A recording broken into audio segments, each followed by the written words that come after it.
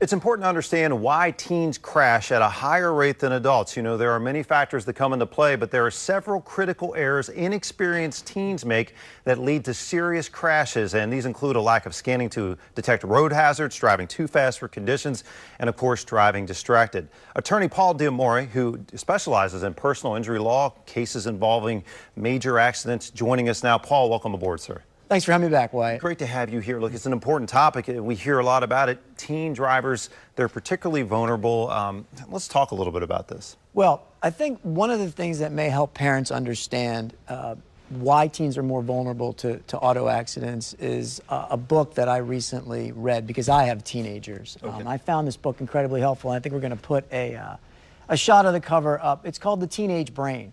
And it's actually written by a neuroscientist. And I found this book amazing because it helps parents understand the way that teens think and how different it is, how different their undeveloped brains work than what we think or how we think they work.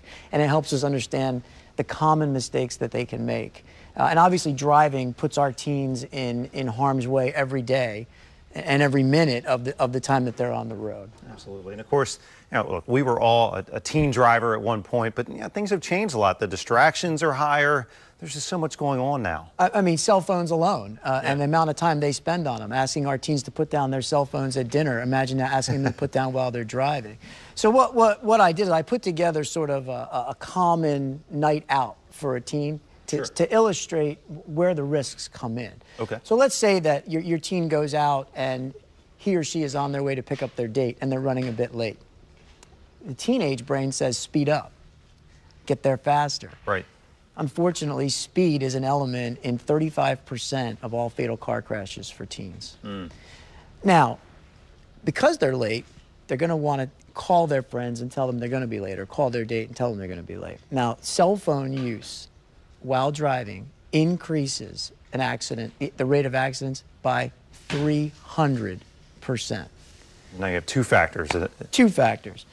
Now, your teen goes and picks up their date.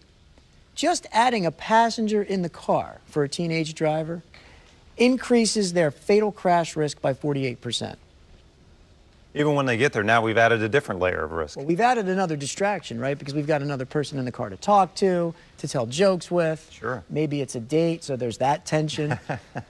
And now let's say that your teenager's friend, and I find this to be more the trend now, there's very few times when the teenagers go out just by themselves, two people. Now there's a group of them. Right. Add a third person to the car.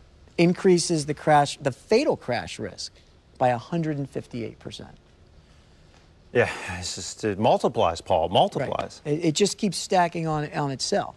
Now, the later it gets, the more risk. After midnight, teens are 50% more likely to be in an accident than they are during daytime hours. Because we know, and that book will tell you, teens are generally sleep deprived. They have a different biological clock than we do. Sure. And so as the night gets on, they get more tired than we do. Absolutely. And they're less experienced at driving.